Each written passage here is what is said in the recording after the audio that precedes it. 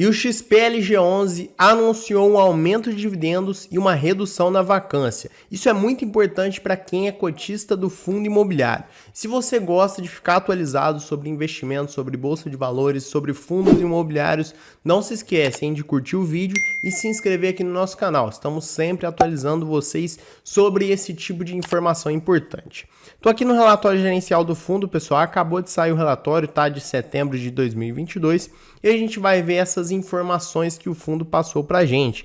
Diga-se de passagem, para quem não sabe, está começando agora, a vacância ela é sempre importante da gente analisar. A vacância é o percentual que o fundo tem vago, né, aí de todo o seu portfólio. Então, se o seu portfólio está metade desalugado, significa que a vacância está em 50%, tá? Só para explicar para quem não sabe como que funciona. Vamos ver aqui primeiramente, pessoal, o comentário do gestor, tá importante, tem várias informações aqui. Como eu disse para vocês, o fundo aumentou os seus dividendos, tá? Aumentou a distribuição nesse mês. E outra coisa importante de falar, vou até pegar aqui no site do Funds Explorer, aqui abaixo, olha só. Ele vem numa crescente aí, numa tendência de alta de pagamento de dividendos, tá? Então aqui no mês de setembro, por exemplo, 74 centavos. Tomara que nos próximos meses aí ele aumente cada vez mais essa distribuição. Voltando aqui para o relatório, o fundo aí então, já falamos que ele vai pagar 74 centavos por cota e o pagamento vai acontecer no dia 17, tá? 17 é na próxima segunda-feira, 17 de outubro. A gestora e o administrador buscam observar a legislação aplicável, tal, adotar uma estratégia de uniformização de distribuição de rendimentos, tá, pessoal? Então, assim, esse fundo aqui ele busca, a gente viu ali uma linearidade aí nos seus proventos. Isso é bom, isso dá uma previsibilidade melhor de receita. E agora a gente vai entender o que aconteceu para o fundo reduzir essa vacância. Conforme fato relevante divulgado no dia 16 de setembro, o fundo comunicou a aquisição da expansão SBP, localizada na estrada Tenente Tal, em Santana de Parnaíba, com área bruta locável de 18, quase 19 mil metros quadrados, a qual está 57% locada, conforme detalhes a gente vai ver depois na página 8. Vale mencionar, a despeito da locação de parte da área, o fundo faz jus a um prêmio de locação por 12 meses, bem interessante também.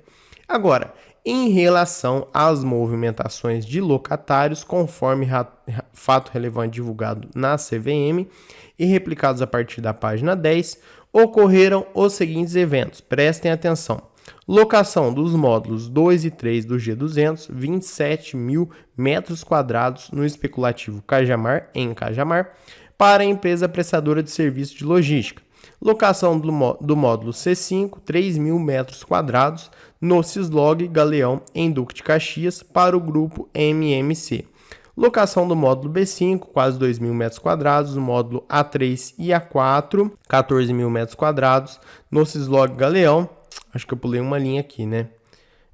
Para a vitrine direta. E rescisão da alocação dos módulos A3 e A4, agora sim tá certo, de 14 mil metros quadrados, no Cislog Galeão em Duque de Caxias pela Facility.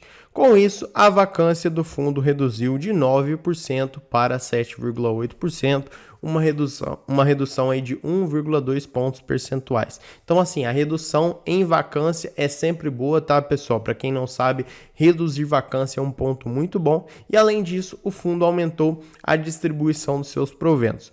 Isso é normal também, tá, pessoal? Assim, a distribuição dos proventos, geralmente, ela tende a ser maior com a redução da vacância. Afinal, se tem mais locatários, né, pagando aluguel para o fundo imobiliário, se tem mais inquilinos, ele vai acabar recebendo mais dinheiro e vai repassar isso para os seus cotistas, beleza?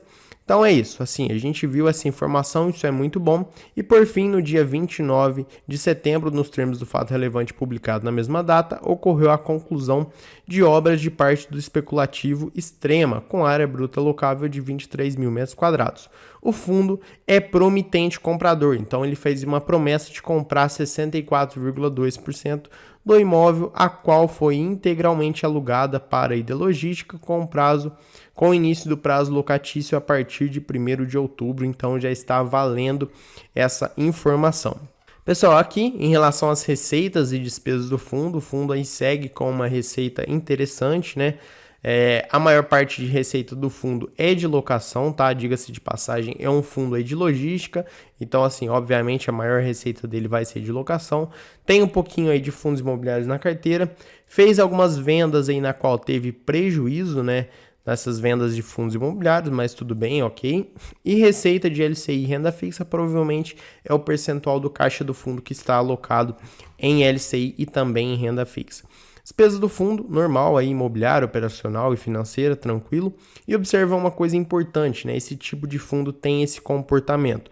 O resultado dele foi de 24 milhões, mas ele distribuiu 20 milhões. O que isso tem a ver? Qual que é a lógica disso? Já expliquei, mas eu vou falar mais uma vez, né? Os fundos, geralmente, quando eles procuram ter, como ele disse aqui, procuram ter uma uniformização de distribuição de rendimentos, eles nunca distribuem, né, ou via de regra, nunca distribuem aí todo o seu rendimento naquele mês. Eles sempre retêm uma parte, porque se algum determinado mês, em algum determinado momento, o fundo tiver um déficit nas suas receitas, ele consegue manter a distribuição para os seus cotistas de forma uniforme. Então isso é bom, isso é bacana. Eu particularmente prefiro dessa forma, ver uma frequência linear, vamos dizer assim, nos rendimentos, tá? O fundo tem aí algumas taxas, tá, pessoal? Administração, performance aí de 20% do que exceder o benchmark.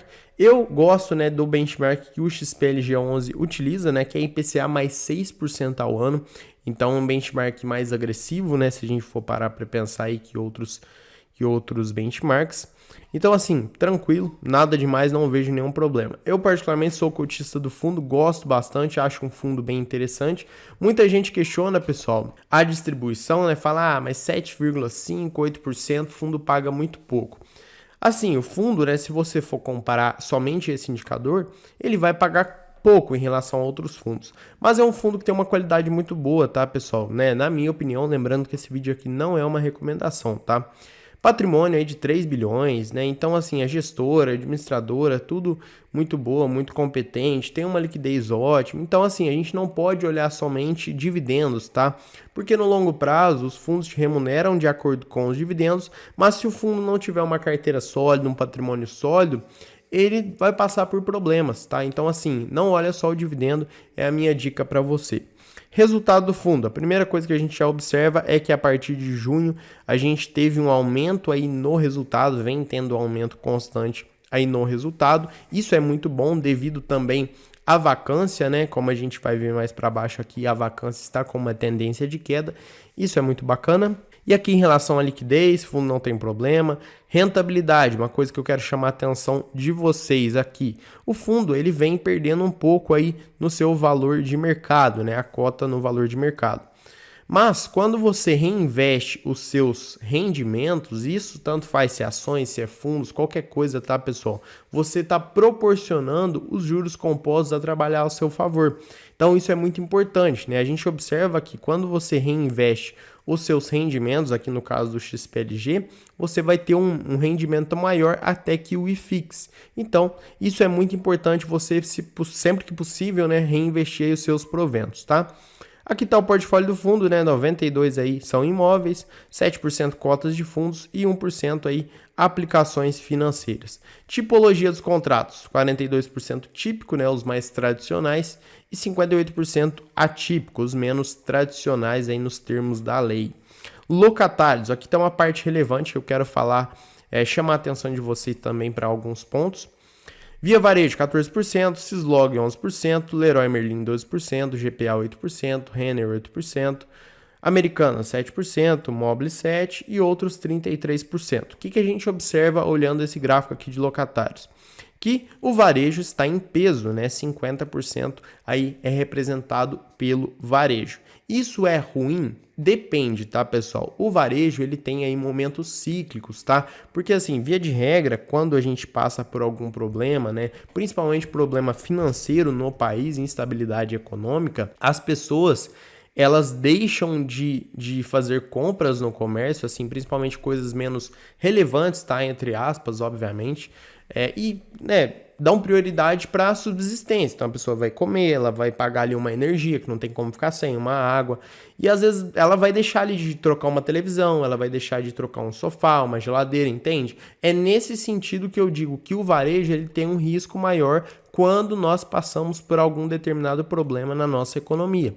É ruim? De forma nenhuma. É preocupante? De forma nenhuma, tá? É só um ponto que eu quero, né, chamar a atenção, abrir a sua cabeça caso você não tenha esse entendimento. Claro que é a minha opinião, tá, pessoal? Cada um tem o direito aí de pensar da forma que quiser. Inclusive, deixa aqui nos comentários o que você acha disso. Se ter 50% dos locatários aí sendo do setor de varejo é bom ou se é ruim, isso é opinião minha, tá?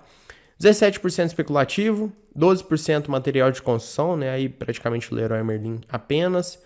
E aí vários outros também, comércio, alimentos, logística e outros. Correção, maioria pelo IPCA, 63%, tem 34% pelo IGPM e 3% pelo IPC. Revisional dos contratos, maioria é começo e final de ano, tá? E tem um pouquinho aqui no meio do ano também. Vencimentos, aqui para investidor de longo prazo é importante olhar o vencimento dos contratos. Maioria aí, 3/4 é a partir de 2025, é depois de 2025. Então tá ótimo, tá muito bom. Evolução da vacância, isso aqui é importante. Vacância física, tá, pessoal? Você aí que investe em fundos de logística tem que acompanhar a vacância, tá? Vacância física e vacância financeira também. Então acompanha a vacância. Aqui a gente tem o gráfico desde outubro de 2021 e a gente consegue perceber que está diminuindo, né? Aí outubro estava em 10, aí caiu para 9,8, depois caiu para 9, 8,8, subiu um pouquinho para 9 de novo e agora caiu para 7,8. Esperamos que se mantenha bem abaixo disso, né? Porque isso é muito bom. Diversificação, né? O fundo ele tem uma concentração maior aí na região sudeste, tá, pessoal? Aí São Paulo, Rio de Janeiro, né? Em Minas também tem uma parcela aí lá em Pernambuco, né? Cerca de 1/5, Santa Catarina 5% e Rio Grande do Sul 4%. Né? Tem aí uma concentração maior? Tem, a gente consegue identificar isso. Mas assim, faz parte, tá, pessoal? Né? É nesses estados, muitas vezes, que as empresas necessitam de locar, né? Então, não tem como, por exemplo, o fundo ter, às vezes, imóvel lá em outro estado que não tem uma demanda, tá? Então, assim, é nesse sentido que a gente tem que pensar. Então, ao meu ver, o fundo tem ali uma certa concentração? Tem, mas beleza, faz parte, tranquilo. Aqui em relação aos imóveis, né, pessoal, tá falando aqui dos imóveis, tudo mais, vários nomes que eu tenho certeza que vocês conhecem, aí Panasonic, Mercado Dia lá em Ribeirão Preto, Unilever, enfim, várias informações aqui, tá? Aqui tá falando das obras e tudo mais. Aqui o detalhamento dos contratos. Então, como eu já disse, vários nomes importantes, né? Mercado Livre, Leroy, Mobile, enfim, Dia, vários nomes aqui, Americanas, que vocês conhecem, tenho certeza. É por isso que eu falo que o fundo tem um portfólio muito bom, tem ativos muito bons. Por isso que é um fundo de qualidade. Se paga ou não muito dividendo, faz parte. Primeiro, que ele é de logística e também, né, esse segmento também passou por várias dificuldades pós-pandemia, beleza? Essa é a minha opinião sobre o XPLG11 e essa era a notícia que eu queria trazer para vocês em relação a esse fundo imobiliário. Deixa aqui para mim se você tem na carteira, se não tem, o que você acha dele. Espero que vocês tenham gostado. Vou ficando por aqui. Um abraço e até mais.